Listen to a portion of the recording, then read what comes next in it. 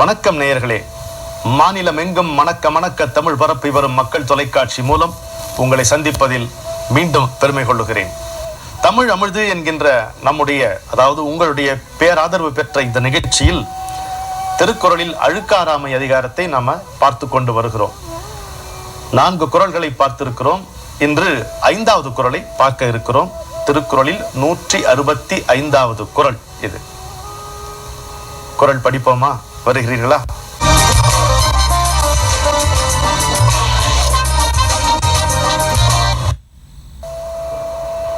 அழுக்காறு உடையார்க்கு அது சாலும், ஒன்னார் வழுக்கியும் கேடி என்பது அப்படிங்கிற என்ன அருமையான குறள் பாருங்க. அவருடைய நையாண்டி, அறம் சார்ந்து வருகின்ற அவருடைய நையாண்டி, அப்பா இந்த பொறாம இருக்கிறான், பொறாம கொள்றான் பாத்தியா, அவனுக்கு பகைவர்னு வேற தனியா எதுவுமே தேவையில்லைப்பா.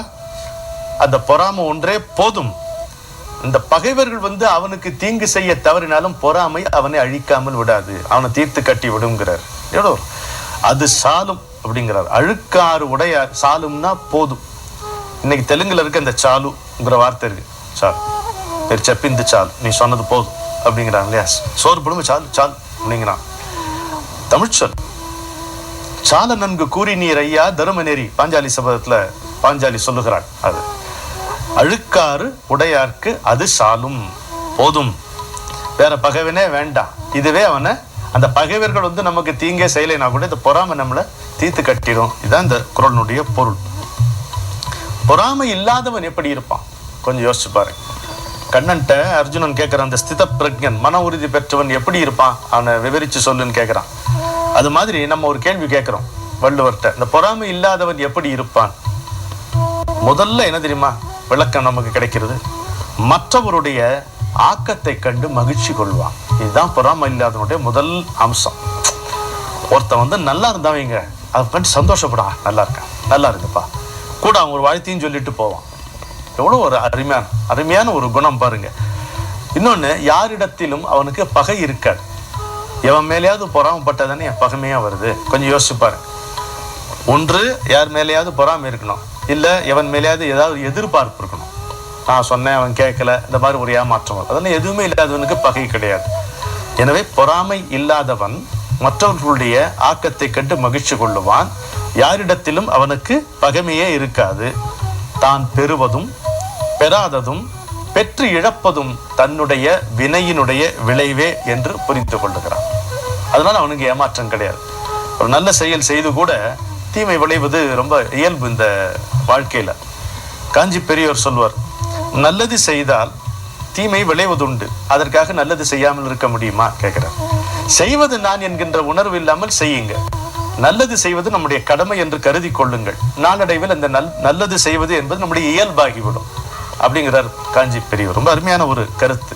எனவே பொறாமை இல்லாதவன் என்ன நினைச்சுக்கிறான், தனக்கு வந்தது, தனக்கு வராதது, தனக்கு வந்து தான் இழந்தது, இது எல்லாமே தன்னுடைய வினைகளுக்கேற்ப வந்த விளைவுகள் தான் என்று வணங்கி ஏற்றுக்கொள்ளுகிறான். ஏன்னா அப்படி இருக்கிறவனுக்கு எப்படி இருக்கும், நெஞ்சில நிறைவு இருக்கும். நிறைவு, அந்த நிறைவு தான் செல்வம். நிறைவை காட்டிலும் பெரிய செல்வம் எதுவுமே இல்லை. அந்த நிறைவு அவனுக்கு இருக்கிறது. அப்படி நிறைவு உள்ளவனுக்கே நிம்மதி என்பது நீடித்து நிலைக்கிறது. இது பொறாமை இல்லாதவனுடைய குணச்சித்திரம். பொறாமை உள்ளவனுடைய நிலைமை என்ன அப்படியே சேர்த்து பார்க்கும்போதுதான் இந்த கான்ட்ராஸ்ட் நல்லா புரியும் நமக்கு. அவனுடைய நிலைமை என்னன்னு பாருங்க. பொறாமை இருக்கிறதுலே மிகவும் தீய குணம் என்பதால், அப்படி பொறாமை இருக்கிறவன் நரகத்திற்கு செல்லும் வாய்ப்பு ரொம்ப பிரைட்டா இருக்கு, மிக அதிகம். அவன் நரகத்திற்கு செல்லும் வாய்ப்பு மிக அதிகம். இந்த வாழ்வில் ஒருவனுக்கு வறுமை வரும் வாய்ப்பும் அதிகம். எவன் மனதில் பொறாமை இருக்கிறதோ அவன் வறுமை எய்தக்கூடிய வாய்ப்பு அதிகம். அதெல்லாம் ஒன்றும் இல்லை சார் நீங்க சொல்ல வரீங்க. பொறாமை பிடிச்சவனா இருக்கான், நல்ல காரில் தானே சார் போறாம, பெரிய வீட்டில் தானே இருக்கான் அப்படின்னா, வறுமைக்கு இன்னொரு பொருள் உண்டு ஐயா. அதே குரல்லையும் நம்ம பார்க்கலாம். அதை என்னன்னு கேட்டீங்கன்னா, எப்பவுமே பொறாமையில புழுங்கி சாகுறான் பாருங்க. அவனுக்கு தன்னுடைய செல்வம், தன்னுடைய வசதி, தன்னுடைய நல்ல உறவுகள் இதை அனுபவிக்க கூட தெரியாது. அவனுக்கு தெரியுமா, அது அனுபவிக்க விடாது. செல்வம் இருந்தும் அனுபவிக்க முடியாமல் இருப்பது என்றால் அது தரித்திரம் தானே. அதுதான் உண்மையான தரித்திரம். சும்மா ஒரு ஒரு நல்ல உழைச்சிட்டு 4 பேர் கூட சேர்ந்து உட்காத்தி 2 கை அப்படி கழுவிட்டு அப்படி கூழ வாங்கி குடிச்சிட்டு போறான்கிட்ட இருக்கக்கூடிய சந்தோஷம் அவனுக்கு, இந்த திருப்தி அவனுக்கு கிடையாது. அவ்வளவு செல்வம் இருந்தும் அதை அனுபவிக்க விடாது பாருங்க பொறாமை. அதனால அவன் தரித்திரன், அதனால வறுமை தான் அது. அப்புறம் செல்வ துன்பம் செல்வ வறுமை கூட அவனுக்கு வருவதற்கு வாய்ப்பு அதிகம். நிம்மதியாக தனக்கு இருப்பதை அனுபவிக்க இயலாமல் தத்தளிப்பதால் அவன் தரித்திரனாகவே இருக்கிறான். இது இரண்டாவது அம்சம். இன்னொன்று ரொம்ப எளிமையா சொன்ன, தீங்கு நினைப்பவன் தீங்கை அடைவது திண்ணம் என்பதனால் பொறாமைப்படுகிறவன் துன்பம் அடைவது திண்ணம். இந்த மூன்று நிலைமை பொறாமைப்படுகிறவனுக்கு வெப்பம். ஒரு அழிவதற்கு பகைவன் தேவையில்லை, பொறாமையே போதும். பகையெல்லாம் அழிந்தாலும் அவனுக்கு பாதுகாப்பு இல்லை. தன்னுடைய பொறாமை தன்னை கொன்றுவிடும். தன்னைத்தான் காக்கின் சினங்காக்க காவாக்கால் தன்னையே கொல்லும் சினம் பாருங்க. அது பொறாமைக்கும் பொருந்தும். தன்னுடைய பொறாமை தன்னை கொன்றுவிடும் என்று நம்ம புரிந்து கொள்கிறோம். கம்பராமாயணத்துல விஸ்வாமித்திரர் ராமலட்சுமணருக்கு கதைகள் சொல்லிட்டு வர்றார் நடந்து போகும் பொழுது. அதுல மகாபலி சுக்கராச்சாரியர் இந்த கதை சொல்லிட்டு வர்றார்.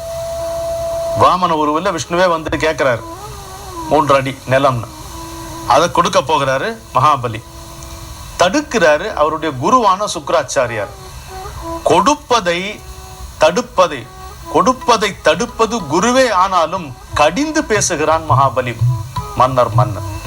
அது அருமையான ஒரு பாட்டாக வச்சுக்க. அடுப்ப வரும் பழி செய்ஞரும் அல்லர். பாருப்பா, யார் பகைவர் இல்லையா? அடுப்ப அரும்பழி செய்ஞரும் அல்லர்.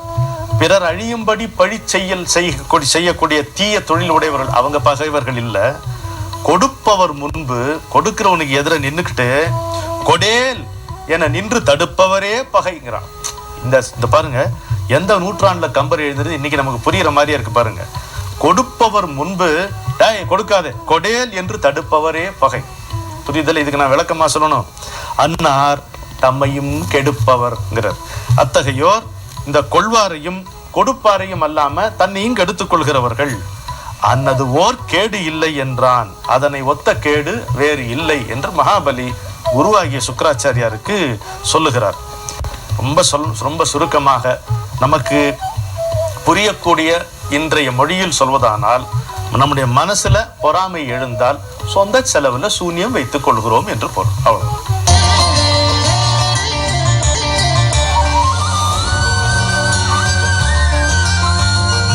அருமையான ஒரு குறள். எச்சரிக்கை, ரொம்ப எச்சரிக்கையாக இருக்க வேண்டிய ஒரு அறிவுரை அடங்கிய இந்த குறளை படித்தோம். வாங்க இப்போ இதனுடைய சொல்லழகையும் இலக்கண அழகையும் பருகுவோம்.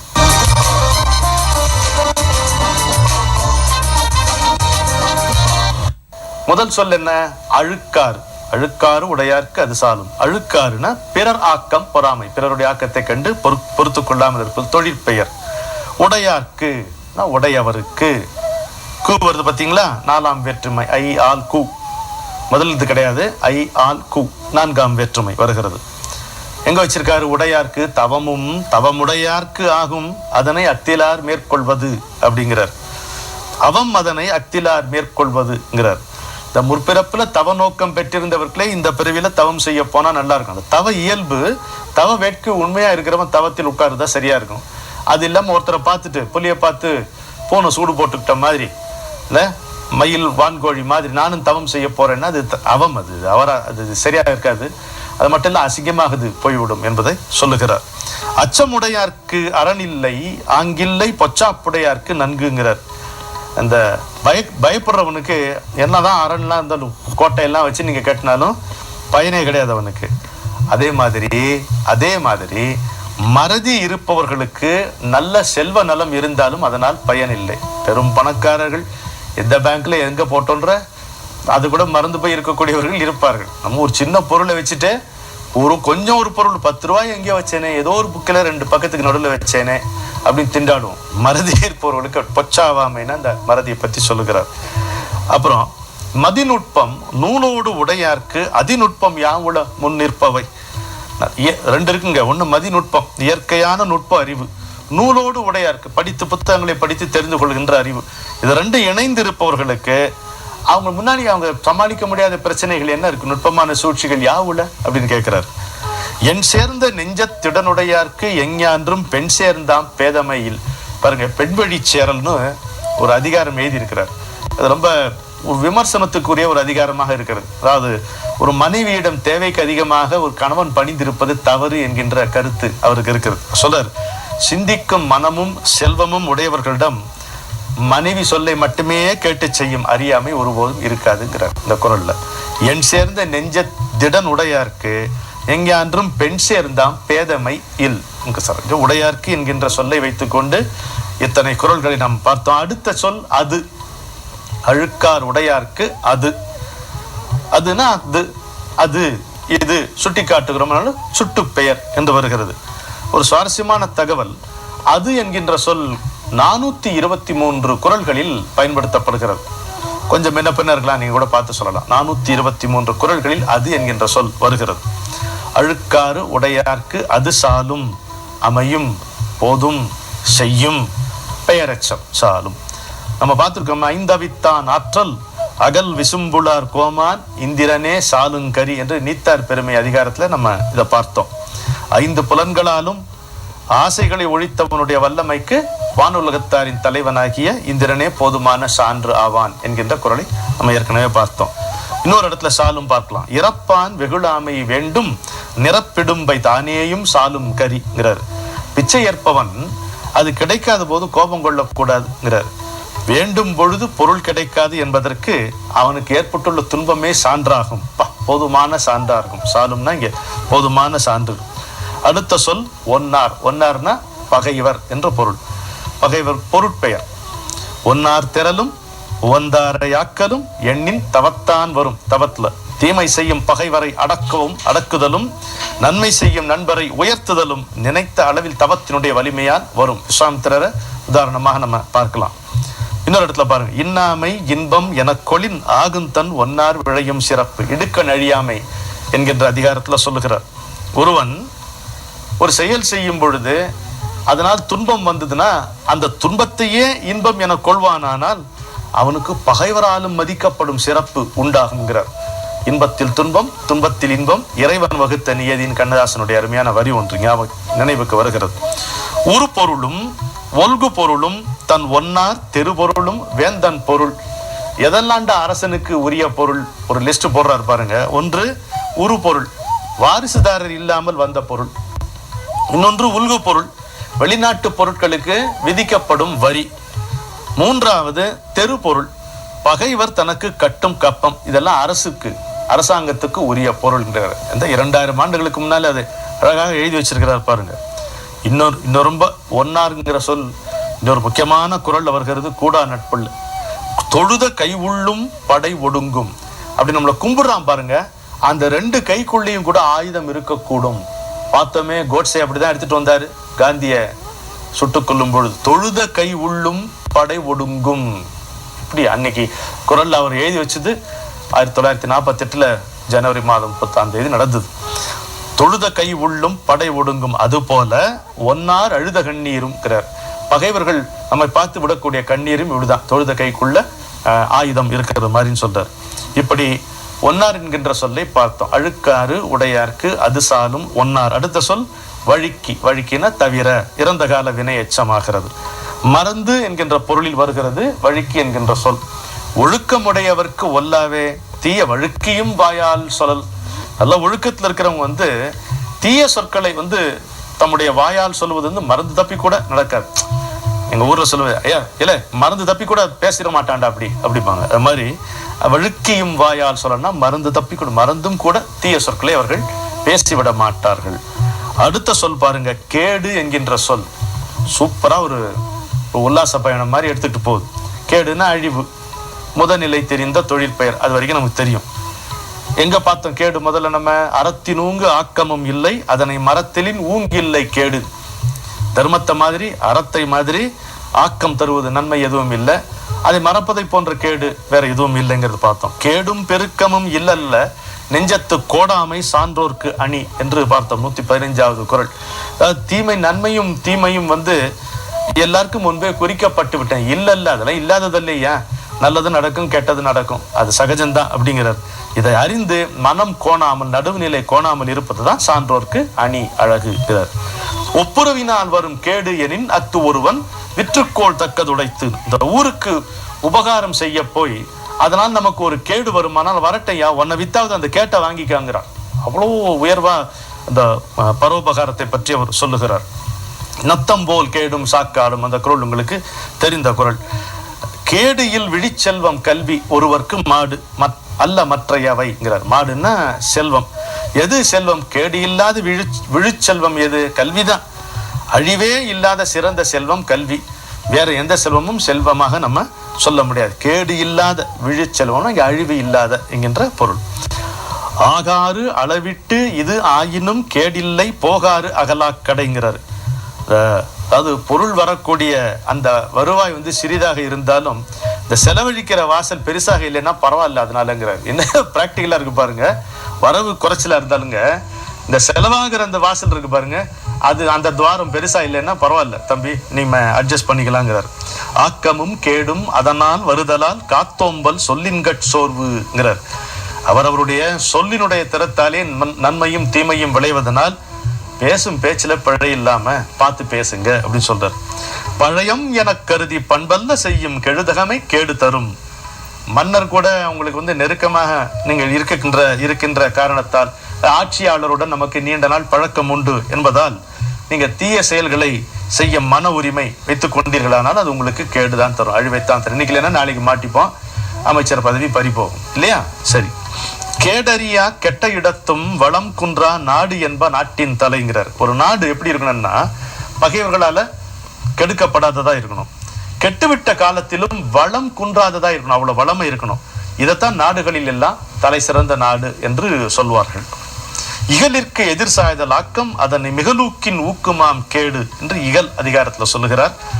மன வேறுபாடு தோன்றும் போது அதை இந்த கசப்பை வரவேற்காமல் இருப்பது தான் நல்லது, அதான் செல்வம். அந்த ஒரு மன பூசல் வருது பாருங்க, அதை வரவேற்பது நமக்கு கேட்டையே தருங்கிறார். அதுக்கு அடுத்த குறள்லையும் இந்த கேடு என்கின்ற சொல் வருகிறது. இகல் காணான் ஆக்கம் வருங்கால் அதனை மிகல் காணும் கேடு தரக்குங்கிறார். உனக்கு நன்மை வரும்போது காரணம் இருந்தாலும் மன வேறுபாடு கொள்ள மாட்டான். தனக்கு தான் கேட்டை விளைவிக்க எண்ணுபவன் காரணம் இல்லாவிட்டாலும் மன வேறுபாடு கொள்ள எண்ணுவான்கிறார். இதெல்லாம் இந்த அதிகாரங்கள் வரும்பொழுது நம்ம இன்னும் விரிவாக பார்க்கலாம். பாருங்க, உள்ள பகை, ஒரு நாட்டுக்கு உட்பகை, இன்னர் எனிமி. இன்னைக்கு அதுதான் நம்ம ஜம்மு காஷ்மீர், சத்தீஸ்கர்லாம், அஸ்ஸாம்லாம் அவஸ்தைப்படுறோமே, உட்பகை. அது அன்னைக்கே சொல்லியிருக்கிறா பாருங்க, எள் பகவு அன்ன சிறுமைத்தே ஆயினும். இந்த எள்ள பிளந்த எவ்வளவு சின்னதா இருக்கும், அந்த அளவுதாங்க இந்த உட்பகை. நீங்க நினைத்தாலும் உட்பகை உள்ளதாம் கேடு, அது கேடுதான் விளைவிக்கும். அது அப்பவே முழுக்க கிள்ளி எறியவில்லை என்றால் அது கட்டாயம் கேடு விளைவிக்கும், அழிவை தரும் என்று சொல்லுகிறார். இப்படி நிறைய கேடு என்கின்ற சொல்லில நம்ம பொருளை நிறைய பார்த்து கொண்டே போகலாம். மறந்தும் பிறன்கேடு சூழற்க சூழின் அறம் சூழும் சூழ்ந்தவன் கேடு என்று அழிவு தரும் வினை என்கின்ற பொருள்ல கேடு பயன்படுத்துகிறார். மறந்து கூட இன்னொருத்தருக்கு தீமை செய்ய எண்ணாதே, எண்ணினால் அப்படி எண்ணுபவனுக்கு அறக்கடவுளே அவனுக்கு தீமை தந்து அவனை தண்டிக்கும் என்கிறார். நட்புல சொல்றாரு, நாடாது நட்டலில் கேடில்லை நட்டபின் வீடில்லை நட்பாள்பவர்க்கு. ஆராயாமல் ஒருவனோடு நட்பு கொள்வதை காட்டிலும் கேடு அழிவு வேற எதுவுமே இல்லை. ஏனென்றால் நட்பு என்று பூண்டு விட்டால் அப்புறம் அதிலிருந்து விடுதலை இல்லை என்று கேடு என்கின்ற சொல்லை வைத்துக் கொண்டு பலவிதமான பரிமாணங்களை, அறங்களை, வாழ்க்கையினுடைய நிதர்சனங்களை, அறிவுரைகளை நாம் சந்தித்தோம்.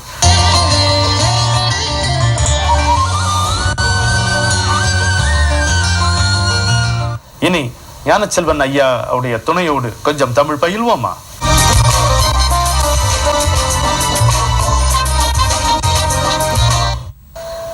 ஐயா, பிழையின்றி தமிழ் எழுதுவோம் பேசுவோம் என்கின்ற அரிய நூல் கவிக்கோ ஞானச்செல்வன் ஐயா அவர்கள் எழுதியிருக்கிறார்கள். அதிலிருந்து ஒரு அருமையான சில தகவல்களை பார்க்கலாம்.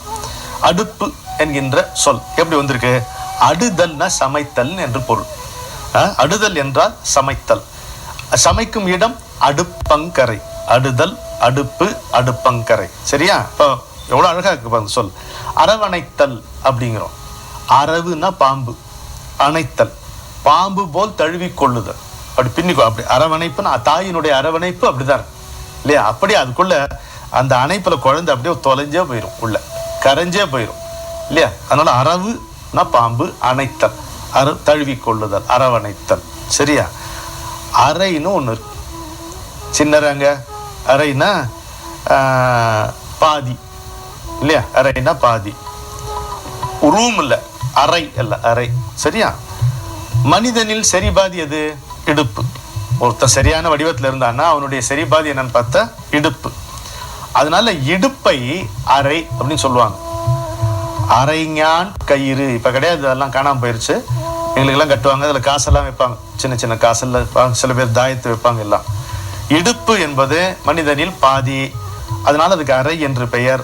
அந்த அறையில் கட்டப்படுகின்ற காப்பு கயிறு, இந்த கருப்பு கயிறுக்கு அரைஞான் கயிறு என்று பெயர். அவ்வளவு அழகா இருக்கு பாருங்க. ஆறு நம்ம ஏற்கனவே பார்த்திருக்கோம், அறுத்து செல்வது ஆறு. ஆறு என்றால் வழி, தனக்குத்தானே வழி ஏற்படுத்தி கொண்டு செல்வது. ஆற்றுப்படை என்றால் வழிப்படுத்துதல் எல்லாம் பார்த்தோம். அறுக்கப்பட்ட பகுதிகள் அறைகள் ஆயின. அங்க அறை சின்ன ரகம் பார்த்தோம், இங்க பெரிய ரகம் ரூம் என்கின்ற பொருள்ல. அறுக்கப்பட்ட, பகுக்கப்பட்ட, வழிப்படுத்தப்பட்ட பகுதிகள் அறைகள் என்று ஆயின. சரி, அப்படியே இறைவன், இறைவன்னா எப்படி வருகிறது அந்த சொல்? இறை, அதிலிருந்து இறைவன் வருகிறது. இறைனா தங்குதல் என்று பொருள். எங்கும் நீக்கமற எங்கும் தங்கி இருக்கிறான், நிறைந்திருக்கிறான், எங்கும் எதிலும் தங்கி இருப்பவன், எனவே இறைவன். சரியா? என்ன அழகா இருக்கு பாருங்க. உடம்பு, அது என்ன? உயிருக்கு உடை உடம்பு. உள்ளம், உள்ளுவது, நினைப்பது, அதனால உள்ளம் இல்லையா? உள்ளுதல் என்றால் நினைத்தல் என்று பொருள். உள்ளுவது உள்ளம். எருது, அது ஏன் எருதுங்கிறோம்? ஏர் தொழிலுக்கு உதவுவது எருது. அவ்வளவு சரியா இருக்கு. ஏர் தொழிலுக்கு உதவுவது எருது. ஒத்திகைங்கிறான். ஒரு ஒத்திகை பார்த்துட்டு வருவோம், ஏன் அப்புறமா மேடையில நம்ம நாடகத்தை போடலாம் அப்படிங்கிறோம். ஒத்திகைனா என்ன? ஒத்து இருக்கும் வகையில் அமைவது. ஒத்து இருக்கும் வகையில் அமைவது ஒத்திகை என்று நம்ம பார்க்கிறோம். இப்படி சில அழகான சொற்களுக்கு இன்றைக்கு நாம அதனுடைய விளக்கத்தை பார்த்தோம். அடுப்பு, அறை, ஆறு, இறைவன், உடம்பு, உள்ளம், எருது, ஒத்திகை எல்லாவற்றையும் பார்த்தோம். இன்னும் பல தகவல்களை நமக்கு அள்ளி வழங்க நம் பக்கம் அறிஞர்கள் துணையாக இருக்கிறார்கள். மேலும் மேலும் இந்த அரிய நிகழ்ச்சியின் மூலம் திருக்குறளை ஒரு ஆதாரமாக வைத்துக்கொண்டு தமிழ் படிப்போம், பருகுவோம், பயில்வோம். வணக்கம்.